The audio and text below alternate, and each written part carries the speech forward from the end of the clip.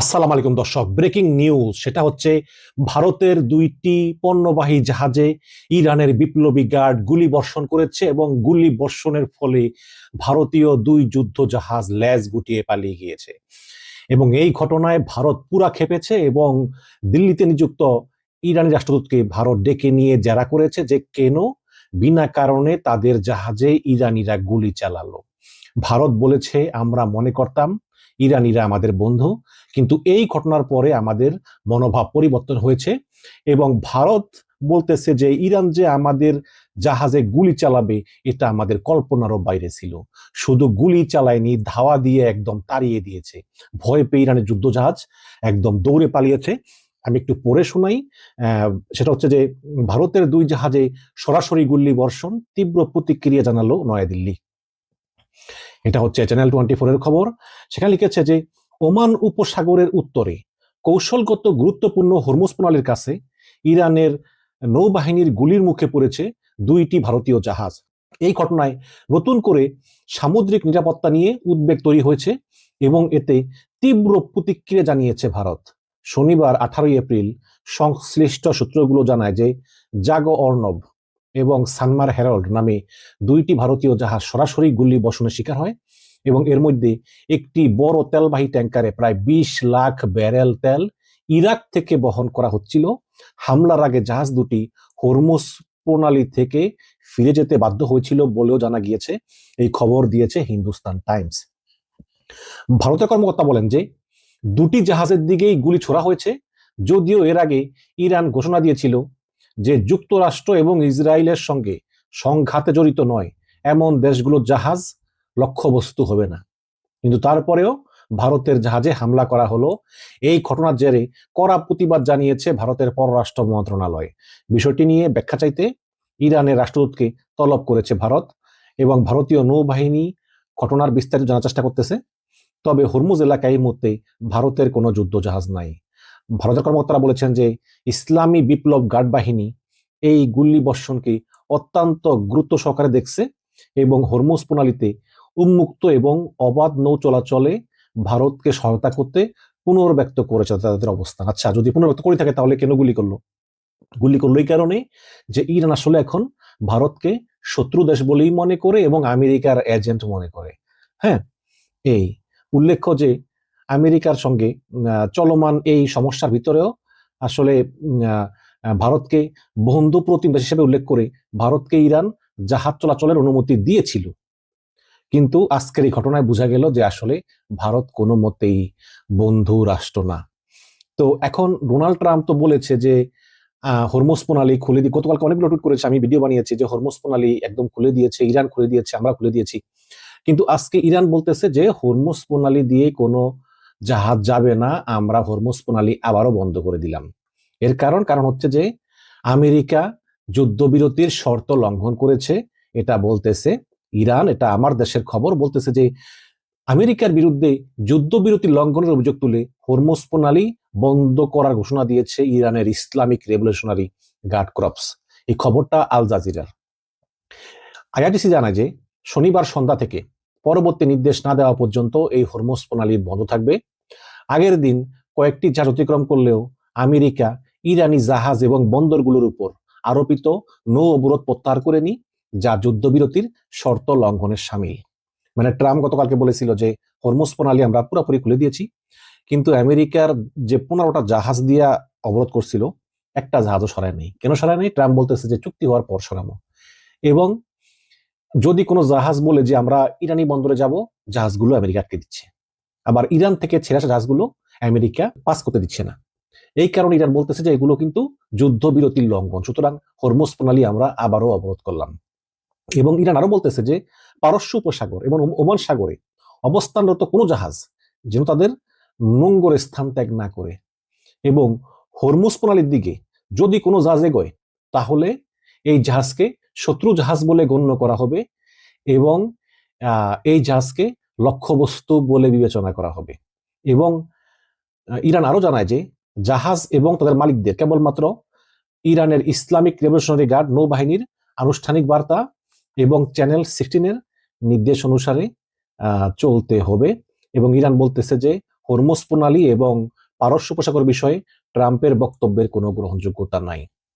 তো এই হচ্ছে গিয়ে অবস্থা। এবং আপনারা তো বললামই যে ভারতের দুটি জাহাজ ইরানের কথা শুনে নাই, না শুনে তারা এসেছে। আসার পরে ইরানের ছোট ছোট জাহাজগুলো এগুলো উপর্যুপরি গুলি বর্ষণ করেছে ভারতীয় জাহাজে এবং সেখানে আগুন ধরে গিয়েছে।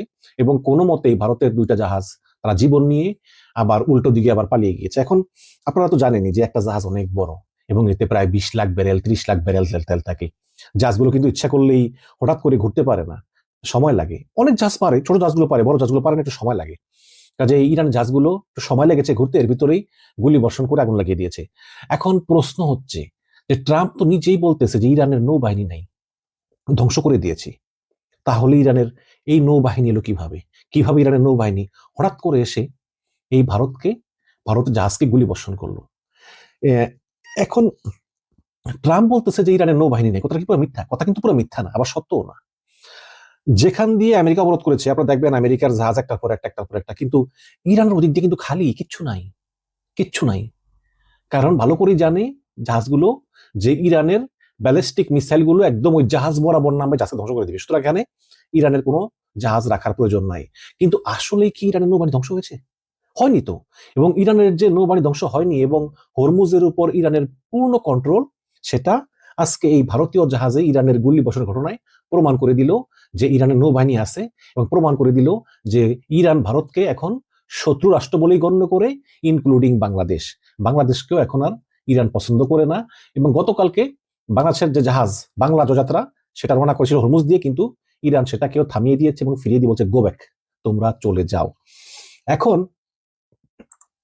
প্রশ্ন হচ্ছে যে ইরানের নৌবাহিনী নাই, তাহলে কোন শক্তির বলে এই হরমুজ আবার ইরান বন্ধ করে দিয়েছে? তারা এটা সংগ্রহ করেছে সিএনএন থেকে। সিএনএন একটি অনুসন্ধানী প্রতিবেদন করেছে, সেখানে লিখেছে যে পারস্য উপসাগরের উপকূলে নৌবন্দরগুলোতে ইরানি যুদ্ধজাহাজের ধ্বংসাবশেষ ছড়িয়ে ছিটিয়ে থাকার দৃশ্য এখন স্পষ্ট।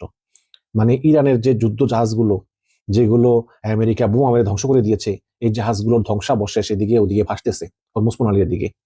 মার্কিন সেন্ট্রাল কমান্ডের তথ্য অনুযায়ী গত 28শে ফেব্রুয়ারি যুদ্ধ শুরু হওয়ার পর থেকে ইরানের 155টা যুদ্ধ জাহাজ আমেরিকা ধ্বংস করেছে। 155টা ধ্বংস করে দিয়েছে আমেরিকা।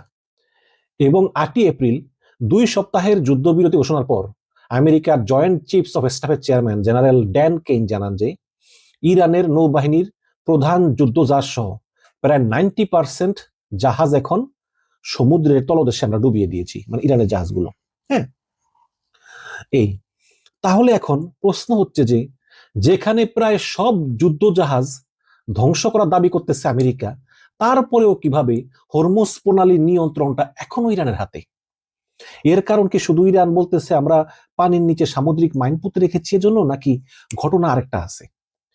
সংবাদ মাধ্যম নিউ ইয়র্ক টাইমস এবং ওয়াল স্ট্রিট জার্নাল তাদের অনুসন্ধানী প্রতিবেদনে বলেছে যে আড়ালে লুকিয়ে থাকা ইরানের সেই শক্তির গোপন তথ্য কি সেই গোপন অস্ত্র?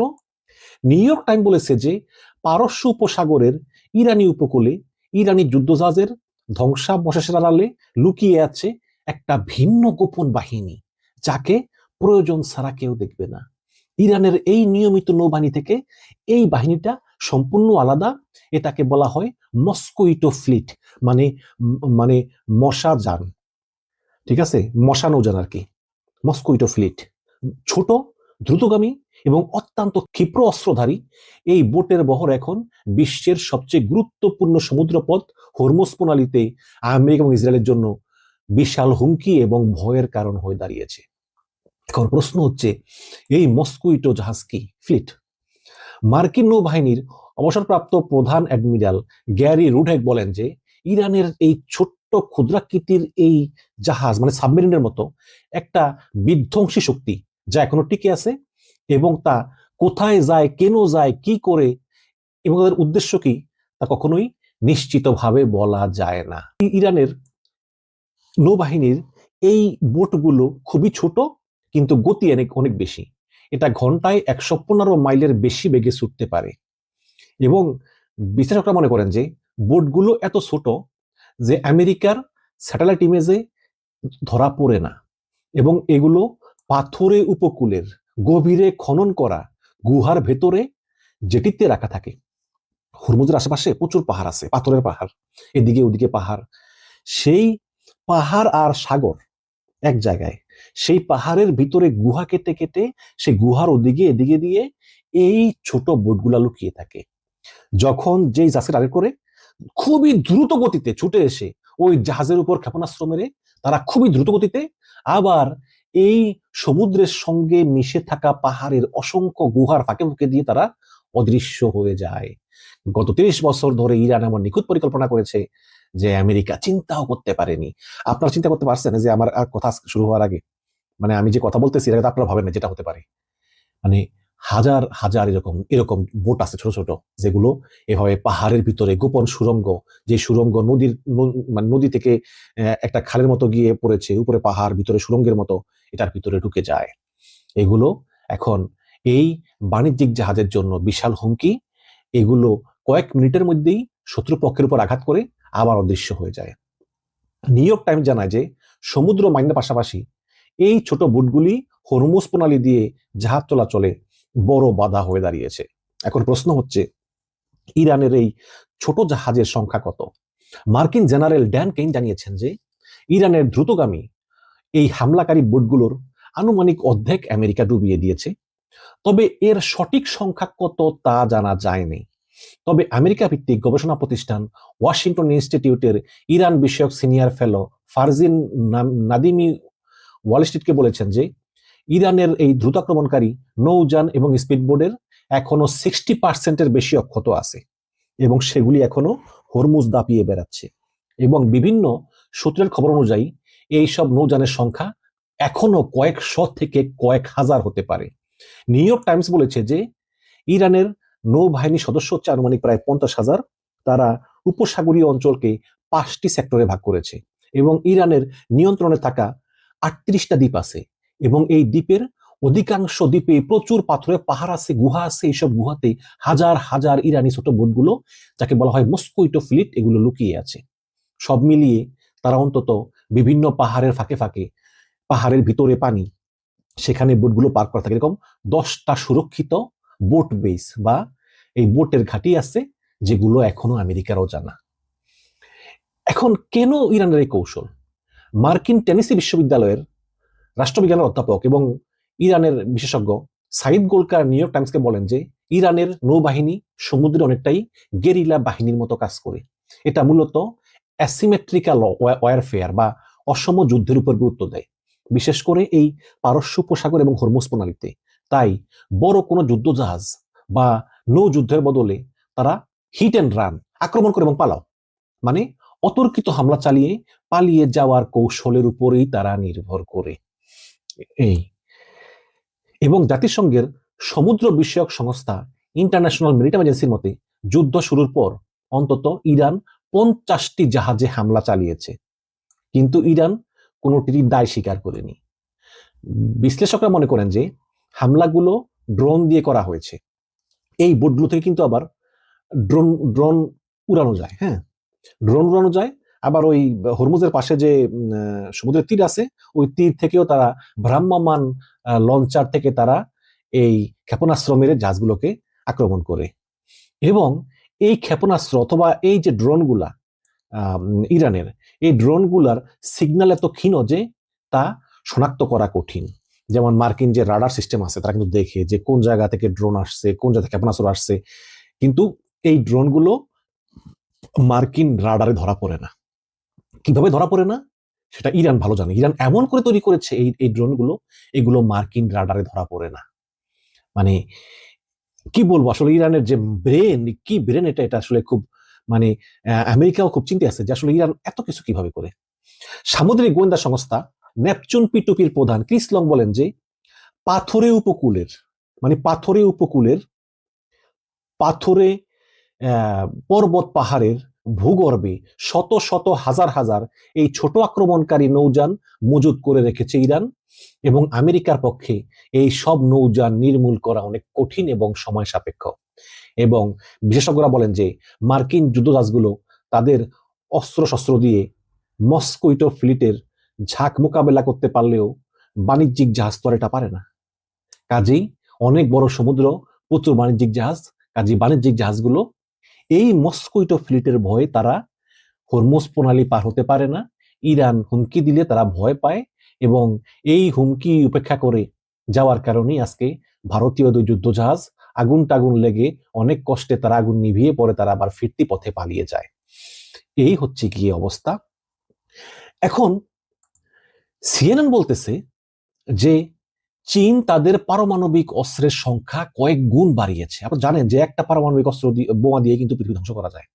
সেই জায়গায় চীন গোপনে তাদের পারমাণবিক অস্ত্র প্রচুর বাড়াচ্ছে, একটা ছবিও দিয়েছে এবং সেই ছবিতে বলতেছে যে এখানেই চীন তাদের পারমাণবিক অস্ত্র তৈরি করতেছে। বলতেছে বিশ্ব জুড়ে তুমুল উত্তেজনার মধ্যেই চীন তাদের পারমাণবিক সক্ষমতা গোপনে কয়েক গুণ বাড়িয়ে দিয়েছে বলে একটি চাঞ্চল্যকর তথ্য প্রকাশ করেছে মার্কিন সংবাদ মাধ্যম সিএনএন। দেশটির সিচুয়ান প্রদেশে গ্রাম উচ্ছেদ করে নতুন স্থাপনা নির্মাণ এবং রহস্যময় গম্বুজাকৃতির ভবন এবং সংশ্লিষ্ট গবেষণা কেন্দ্রগুলোর সম্প্রসারণই এই প্রক্রিয়ার অংশ বলে ধারণা করা হচ্ছে। ও একটি বিশেষ অনুসন্ধানী প্রতিবেদনে দাবি করা হয়েছে যে কয়েক দশক স্থবির থাকার পরে এই জায়গাটা কিন্তু অনেক বছর পরিত্যক্ত ছিল। এখন এই প্রদেশে পারমাণবিক অবকাঠামোর ব্যাপক সম্প্রসারণ ঘটাচ্ছে বেজিং। এমন প্রেক্ষাপটে বৈশ্বিক শক্তির ভারসাম্য, অস্ত্র নিয়ন্ত্রণ এবং সম্ভাব্য নতুন অস্ত্র প্রতিযোগিতা নিয়ে উদ্বেগ বাড়ছে। স্যাটেলাইট থেকে পাওয়া সাম্প্রতিক ছবি বিশ্লেষণ করে সিএনএন বলেছে যে চীনের সাইট 906 নামে একটি অতি গোপনীয় সামরিক স্থাপনা ঘিরে অভূতপূর্ব উন্নয়ন লক্ষ্য করা গিয়েছে। দীর্ঘ সময় ধরে পরিত্যক্ত এবং অপরিবর্তিত অবস্থা থাকা এই স্থাপনায় হঠাৎ করেই বিশাল বিশাল নতুন ভবন, সুড়ঙ্গ, শক্তিশালী ডোম এবং গম্বুজের মতো কাঠামো তৈরি করা হচ্ছে। এবং মার্কিন এক্সপার্টরা মনে করেন ইউরেনিয়াম মানে পারমাণবিক ইউরেনিয়াম বা প্লুটোনিয়ামের মতো অত্যন্ত তেজস্ক্রিয় এবং ক্ষতিকর পদার্থের সুরক্ষা নিশ্চিত করতে, যাতে উপর থেকে দেখা না যায়, এই গোপনীয়তা বজায় রাখতেই এই বিশাল গম্বুজটি নির্মাণ করা হয়েছে এবং এই গম্বুজের নিচে প্রচুর পারমাণবিক অস্ত্র তৈরির কাজ চলতেছে। এবং মার্কিন গোয়েন্দা সংস্থা বলেছে যে ট্রাম্প মনে করেন চীন গত কয়েক দশকের মধ্যে সবচাইতে বড় ধরনের পারমাণবিক অস্ত্র অবকাঠামো নির্মাণ প্রকল্প হাতে নিয়েছে। সিএনএন বলতেছে যে চীনের 136টি ক্ষেপণাস্ত্র এবং পারমাণবিক স্থাপনার মধ্যে প্রায় 60% সম্প্রসারণ কাজ চলতেছে। বিশেষ করে চীনের যে পারমাণবিক স্থাপনার যে কেন্দ্রগুলো, এগুলো 2020 থেকে 2025 এই 5 বছরের মধ্যে প্রায় 20 লাখ বর্গমিটার বৃদ্ধি পেয়েছে, যদিও চীন এগুলো অস্বীকার করতেছে। আরেকটি খবর হচ্ছে মার্কিন পেট্রো ডলার কিন্তু মার খেয়ে যাচ্ছে, মার্কিন ডলার, এবং চীনের ইউয়ান বাড়তেছে। আপনাদেরকে তো আগে এটা ভিডিওতে বলছি যে সৌদি আরব চীনের সঙ্গে প্রায় $7 বিলিয়ন কারেন্সি সোয়াপ চুক্তি করছে। সৌদি আরব রিয়েল দিবে, চীন রিয়েল নিবে, আবার চীন ইউয়ান দিবে, সৌদি আরব ইউয়ান নিবে। রাশিয়ার সঙ্গে চীনের $20 বিলিয়ন কারেন্সি সোয়াপ শুরু হয়েছে। এবং হরমুজ প্রণালীতে ইরান যত টোল নিচ্ছে জাহাজগুলো থেকে, সবগুলো কিন্তু চীনা মুদ্রা ইউয়ানে নিচ্ছে। এবং আজকের আরেকটা খবর, এটা একটা ব্রেকিং, সেটা হচ্ছে যে চীনা মুদ্রা দিয়ে ইরান থেকে জ্বালানি তেল কিনতেছে ভারত। যেই ভারত এবং চীন শত্রু, ভারত চীনকে পছন্দ করে না। ভারতে কিন্তু টিকটক নিষিদ্ধ, কারণ টিকটক চীনা কোম্পানি। সেই ভারত এখন চীন থেকে ইউয়ান কিনতেছে, কিনে সেই ইউয়ান দিয়ে ইরানের কাছ থেকে তেল কিনতেছে। হ্যাঁ, যেহেতু যদিও এর আগে আমেরিকার অনুমতি নিয়ে নিছে, আমেরিকার অনুমতি দিছে, তো এখানে বলতেছে যে ভারতের তেল শোধনাগারগুলো ইরান থেকে কেনা জ্বালানি তেলের মূল্য চীনা মুদ্রা ইউয়ান দিয়ে পরিশোধ করতেছে। এবং ভারতের আইসিআইসিআই ব্যাংকের মাধ্যমে এসব লেনদেন করা হচ্ছে। বিষয়টি সম্পর্কে জানি এমন 4টি সূত্র এই তথ্য জানিয়েছে বার্তা সংস্থা রয়টার্সকে।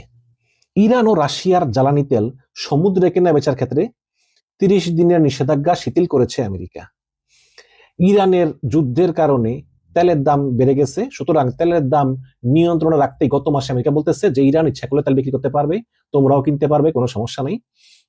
এরপরই ভারত করলো কি, ইরান থেকে তেল কিনতে চাইলো। ইরান বলল যে তেল পাইবা সমস্যা নেই, কিন্তু তোমাদেরকে চীনা মুদ্রায় পরিশোধ করতে হবে। তো এরপরই ভারত চীনা মুদ্রা কেনা শুরু করে বিপুল পরিমাণ চীনা মুদ্রা কেনা শুরু করে এবং এই চীনা মুদ্রা কেনার পরেই এই চীনা মুদ্রা দিয়ে ইরান থেকে ভারতের তেল কেনার খবর এলো। সূত্র মতে এই মাসের শুরুতে ভারতের সবচেয়ে বড় রাষ্ট্রের তেল শোধনাগার ইন্ডিয়ান অয়েল কর্পোরেশন প্রায় 9 বছর পর 20 লাখ ব্যারেল ইরানি তেল কিনেছে চীনা মুদ্রা দিয়ে, এবং এই চীনা মুদ্রা কনভার্ট করলে হয় $20 কোটি। তাহলে দেখেন অবস্থা, এই ভারত এখন চীনা মুদ্রায় তেল কিনতে বাধ্য হচ্ছে। এই হচ্ছে গিয়ে আপনার ঘটনা। তো এখন আপনারা দেখেন যে ইরান আজকে ঘোষণা দিয়ে বলেছে যে আমরা আবার হরমুজ প্রণালী বন্ধ করে দিলাম। যেহেতু আমেরিকা অবরোধ চালু রেখেছে, তাই ইরান ঘোষণা দিয়ে আবারও হরমুজ বন্ধ করে দিয়েছে। এবং যে লাইভ ট্র্যাকিং, সেখান থেকে দেখা যাচ্ছে যে এই মুহূর্তে কোনো জাহাজ আর হরমুজের দিকে যাচ্ছে না। আমরা যেমন ফ্লাইট রাডারে আমরা বিমান দেখি কোন জায়গা দিয়ে উঠতেছে, তেমনি জাহাজেরও লাইভ ট্র্যাকিং আছে, দেখা যায় যে কোন কোন জাহাজ হরমুজের দিকে যাচ্ছে। কিন্তু লাইভ ট্র্যাকিং বলতেছে যে কোনো জাহাজ আর হরমুজের দিকে যাচ্ছে না, হরমুজ প্রণালী আবার বন্ধ করে দিয়েছে, সবাই আবার যার যার জায়গায় ফিরে যাচ্ছে। তবে আজকে ভারতীয় দুটি জাহাজ যাওয়ার চেষ্টা করেছিল, কিন্তু ইরানি নেভির 2টি স্পিডবোট থেকে, মানে ওই যেটা বললাম যে মস্কুইটো ফ্লিট থেকে, ওই জাহাজগুলোতে গুলি করা হয় এবং এরপর জাহাজগুলো ক্ষতিগ্রস্ত হয় এবং তারা পালিয়ে যায়, বিপরীত দিকে পালিয়ে যায়। তো প্রথমে ওই ভারতীয় 2 জাহাজের নাবিকরা বলেছিল যে ইরানের নৌবাহিনী আমাদেরকে কোনো সতর্কবার্তা পাঠায় নাই, যে এখান দিয়ে যায়ও না বা কিছু, এটা বলে নেই। এরপরে ভারতে থাকা ইরানের রাষ্ট্রদূতকে ভারত ডেকে পাঠায় এবং এর ঠিক পরপরই ইরানের নৌবাহিনী একটা অডিও বার্তা পোস্ট করেছে এবং সেটা আল জাজিরা প্রচার করেছে। সেখানে পরিষ্কার শোনা গিয়েছে যে ইরানের নেভির একজন বলতেছে, মানে ভারতের জাহাজের যে ক্রুদেরকে, যে স্যার আপনারা যেতে পারবেন না, আপনারা ফিরে যান প্লিজ, স্যার আপনারা যেতে পারবেন না প্লিজ ফিরে যান, বারে বারে বলতেছে। তখন ভারতীয় জাহাজ থেকে বলা হয়েছে ঠিক আছে আমরা ফিরে যাচ্ছি, কিন্তু হয়তোবা তারা বলছে আমরা ফিরে যাচ্ছি, কিন্তু তারা হয়তো ফিরে যায় নাই। অথবা এমন হতে পারে যে অনেক বড় জাহাজ ঘুরেতে সময় লাগছে, এরপরই আসলে এই ইরানের মস্কুইটো ফ্লিট থেকে এই ভারতীয় জাহাজে গুলি ছোড়া হয়েছে। এখন আপনি প্রশ্ন করতে পারেন যে ইরানের নৌবাহিনী ওই জাহাজে ড্রোন বা মিসাইল না মেরে গুলি করলো কেন?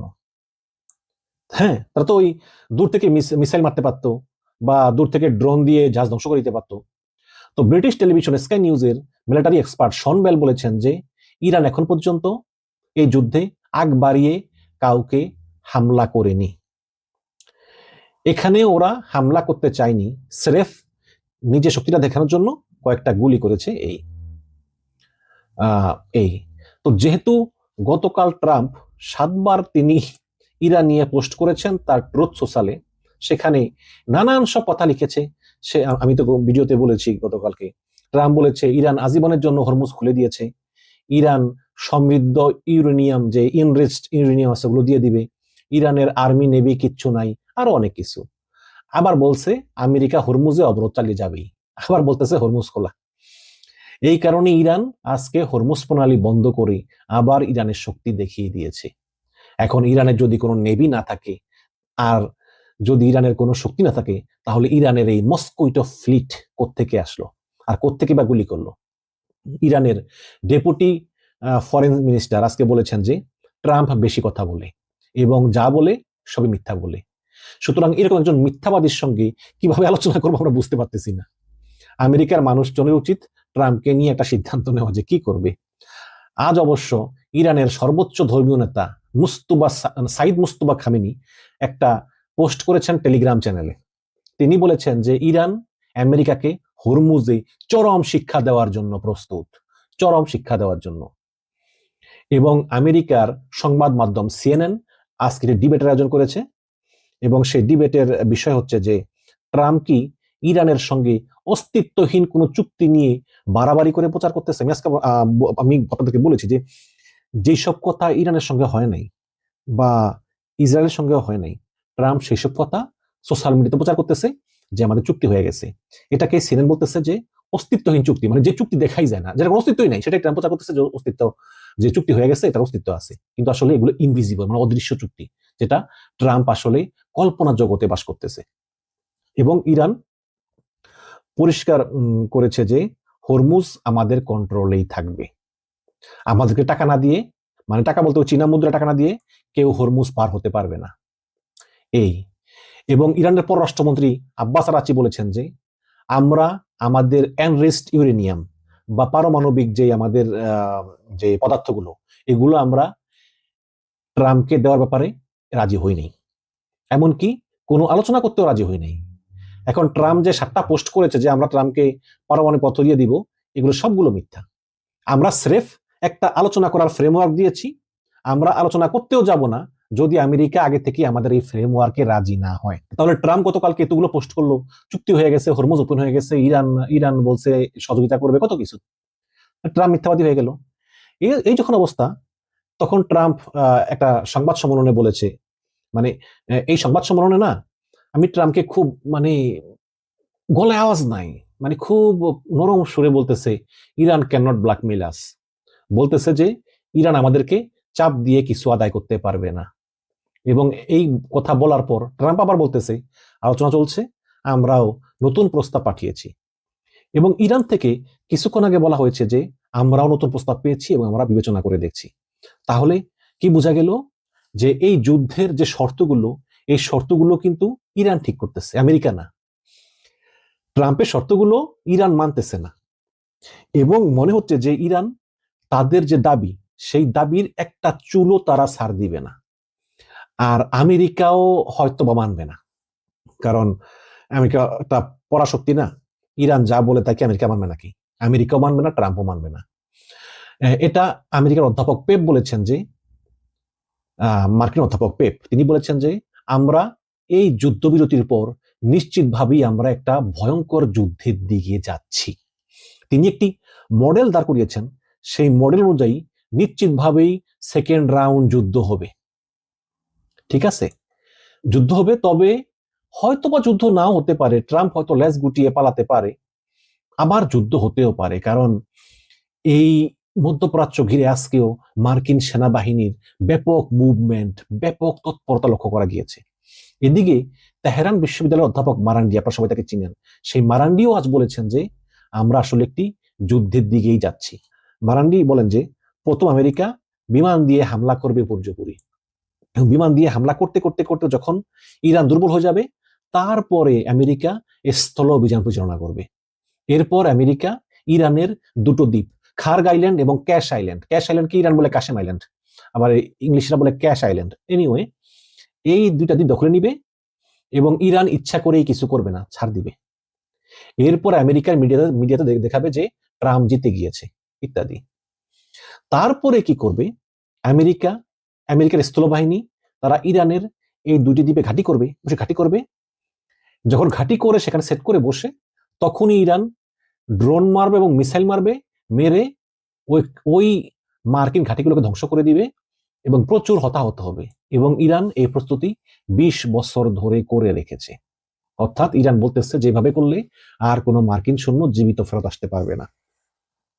তারপর মানে বলতেছে যে তারপর দেখা যাবে কি করা যায়, বাট এখনো 2 দিন বাকি আছে যুদ্ধবিরতির। এরপর যুদ্ধে ফিরে যাব নাকি যুদ্ধের মেয়াদ আরো বাড়বে আলোচনার মাধ্যমে, সেটা এখনই বলা মুশকিল। তবে হরমুজ কিন্তু এত তাড়াতাড়ি খুলবে না এবং দর্শক, বাংলাদেশের মতো গরিব দেশগুলোর কিন্তু তেল গ্যাস পেতে প্রচুর সমস্যা হয়ে যাবে। বাংলাদেশ আপনারা জানেন যে আজকে গ্যাস তেলের দাম বাড়িয়ে দিয়েছে, এবং বাংলাদেশের মতো যে দেশগুলো এখন গ্যাস তেলের দাম বাড়িয়েছে, সবাই কিন্তু আমেরিকার উপর খেপবে, কারণ এই জন্য তো আমেরিকাই দায়ী, তাই না? তো যাই হোক, এখন একটা কথা কি, যে যাই হোক না কেন, আমরা কিন্তু আস্তে আস্তে মানে এই মার্কিন প্রভাবমুক্ত একটা বিশ্ব কিন্তু আমরা দেখতে পাবো খুব শীঘ্রই। যেই আমেরিকা কথায় কথায় মানে হুমকি দেয়, কথায় কথায় বলে যে একে এটা করবো, একে সেটা করবো, নিষেধাজ্ঞা দিব, আক্রমণ করব, গ্রিনল্যান্ড নিয়ে নেব, এমনকি ভেনেজুয়েলা প্রেসিডেন্টকে রাতের বেলা গ্রেপ্তার করে নিয়ে আসে, এটা বন্ধ হবে। এবং এই যেই দ্বিতীয় বিশ্বযুদ্ধের পরে মার্কিন প্রভাবিত এক কেন্দ্রিক বিশ্ব ব্যবস্থা, এটার পরিবর্তন হতে যাচ্ছে। তার মাঝে দিয়ে ধরা খেলো বাংলাদেশ। এই খলিলুর রহমান, আমাদের পররাষ্ট্রমন্ত্রী, তিনি যদি একটা স্টেটমেন্ট না দিতেন ওইটা, তাহলে কিন্তু এরকম হতো না। এখানে আমেরিকা এবং মধ্যপ্রাচ্য তাদের কাছে স্বার্থ আছে। মধ্যপ্রাচ্যে আমেরিকাতে হাজার হাজার বাঙালি কাজ করে, রেমিটেন্স পাঠায়, ঠিক আছে, কোনো সন্দেহ নাই। ইরানের সঙ্গে আমাদের তেমন কোনো সম্পর্ক না থাকলেও এই ক্ষেত্রে বাংলাদেশের চুপ করে থাকা উচিত ছিল। ভারত কিন্তু কিছু বলে না, চুপ ছিল। তাহলে বাংলাদেশ যেখানে আমেরিকা ইরানকে আক্রমণ করলো আগ বাড়িয়ে, তারপরে ইরান প্রতিশোধ নেওয়ার জন্য হামলা করলো মধ্যপ্রাচ্যে, সেখানে খলিল রহমান বলতেছে যে মধ্যপ্রাচ্যের আরব দেশগুলোতে ইরানের হামলার তীব্র নিন্দা জানাই। এতে ইরান অবাক হয়ে গিয়েছে। আপনি চুপ থাকতেন, তাই না? আপনি চুপ থাকতেন, আপনি চুপ থাকেন নাই। এখন বলতেছে যে ইরান তো আমাদের বন্ধু। ইরান বলছে দেখতেছি, সবই ঠিক আছে, কিন্তু কয়েকবার চেষ্টা করার পরও বাংলাদেশি জাহাজ হরমুজ প্রণালী পার হতে পারেনি, ইরান বাধা দিয়েছে। তো দেখেন যে বাংলাদেশকে ইরান ওই ভারতের কাতারেই ফেলেছে, যে ভারত বাংলাদেশ দুটোই হচ্ছে মার্কিন সাম্রাজ্যবাদের দালাল। সুতরাং এদের জাহাজকে পার হতে তো যাবে না। আপনারা জানেন যে 2 সপ্তাহ আগে ঢাকায় নিযুক্ত ইরান রাষ্ট্রদূত করেছেন এই বাংলাদেশ সরকারের কার্যকলাপে, এবং বাংলাদেশ সরকারের এই এই বিবৃতিতে যে কিভাবে তারা সম্ভব এটা দিল, মুসলিম মুসলিম ভাই ভাই তারা কিভাবে এই বিবৃতিটা দিল, তাদের এটা দেওয়া ঠিক হয়নি। দর্শক, এই হচ্ছে কি অবস্থা। তবে একটি যুদ্ধ হতে পারে, কারণ ট্রাম্প কিন্তু খুবই ক্লান্ত হয়ে গিয়েছে। আজকে দেখলাম সে খুবই পরিশ্রান্ত, এবং ইসরায়েলও আসলে চুপচাপ, মানে কি করবে বুঝতে পারতেছে না। ট্রাম্প কি মনোভাব কি কিছু বুঝতে পারতেছে না। সমস্ত বিশ্ব থমথমে। আর মাত্র 2 দিন আছে এই চুক্তি শেষ হওয়ার। এই 2 দিন পরে আমি জানি না কি হবে। যদি হরমুজ এভাবে বন্ধই থাকে, তাহলে এটা হতে পারে যে হরমুজ থেকে যদি আমেরিকা তাদের 15টা শিপ সরিয়ে নিয়ে যায়, তাহলে ইরান সবগুলো জাহাজকে ছেড়ে দিবে বা টোল আদায় করবে। যে টোল আদায় করে না, এতে তো ইরানের টাকা দরকার। জাহাজ তো আটকে রেখে ইরানের লাভ নেই, তাই না? জাহাজকে ছেড়ে দিবে, আর প্রতি জাহাজ থেকে $20 লাখ করে নিবে, প্রচুর টাকা ইরানের পুনর্গঠনে কাজে লেগে যাবে। আর দ্বিতীয়ত হচ্ছে, হয়তো এরকম নাও হতে পারে, হয়তো আমেরিকা একটা মরণ কামড় দিয়ে চলে আসবে। হয়তো ইরানের সরকার পরিবর্তন হবে না, বাট ইরানের অবকাঠামো অনেক ক্ষয়ক্ষতি হবে। যেমন যখন মার্কেট বন্ধ হয়ে যায় উইকডেতে, শুক্রবার দিন বিকালে, তখন মনে করেন শুক্রবার থেকে শনিবার প্রচুর বিমান হামলা করলো, তারপর আবার শনিবার দুপুর থেকে স্থলবাহিনী নামালো, তারা রবিবার পর্যন্ত একদম দখল টখল করে টোরে সবকিছু করে টোরে আসলো। এরকমও হতে পারে, কারণ ট্রাম্পকে বিশ্বাস করা যায় না। Trump is a very very unpredictable man.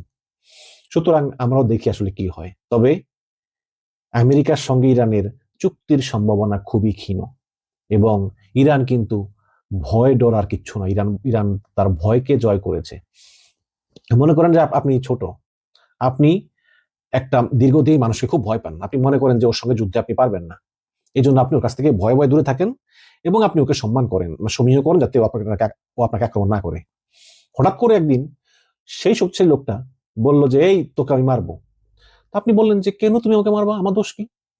তো সেই শক্তিশালী লোকটা বললো যে দোষ টোষ বুঝি না, এখন তোকে আমি মারবো, বাঁচতে হলে তোরও ফাইট করতে হবে আমার সঙ্গে, ফাইট কর, শুরু কর।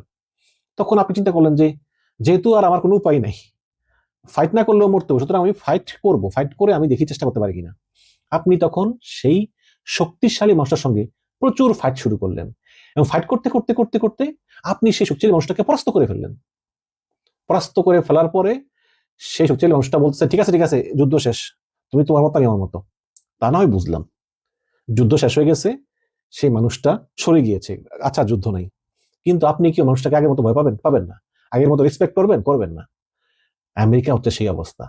এই আমেরিকা ইসরায়েলের কথা মতো শুধু শুধু ইরানকে আক্রমণ করে তারা এই পুরো বিশ্বের যে গ্লোবাল যে অর্ডার, সেটাই চেঞ্জ করে দিয়েছে। এখন আর আমেরিকাকে আগের মতো কেউ মানবে না, কেউ ভয় পাবে না, এবং কেউ আগের মতো মূল্যায়ন করবে না। এটাই হবে আমেরিকার করুণ পরিণতি।